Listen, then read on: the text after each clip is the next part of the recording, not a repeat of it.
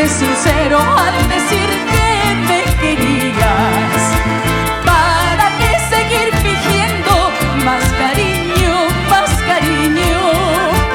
Tú haz tu vida, yo la mía, será mejor para los dos.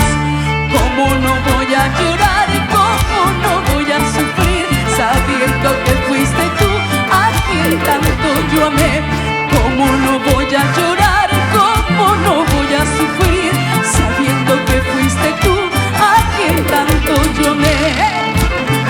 Vamos ahí. Eso. Zapateadito. Así.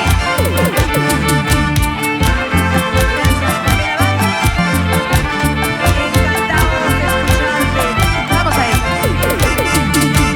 ¿Cómo no voy a llorar y cómo no voy a sufrir sabiendo que fuiste tú a quien tanto yo amé?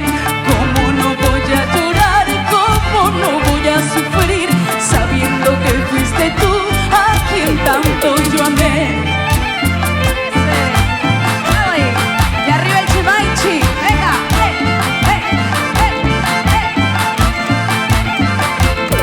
Arriba Ancash.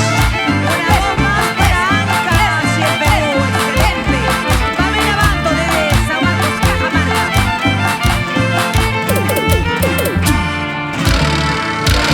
Aplausos, señoras y señores. Una voz más para el departamento de Ancash, maravillosa, Muchísimas gracias. de mi tierra, San Marcos, Cajamarca.